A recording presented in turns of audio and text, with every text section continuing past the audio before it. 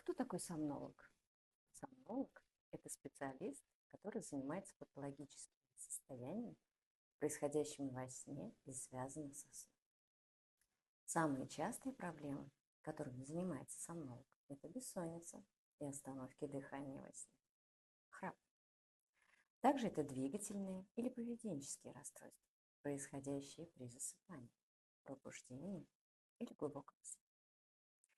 С какими симптомами необходимо незамедлительно обратиться к сомнологу?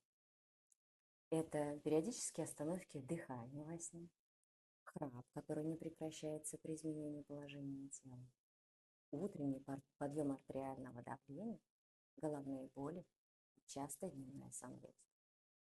Короткие периоды сна менее 6,5 часов, скрежет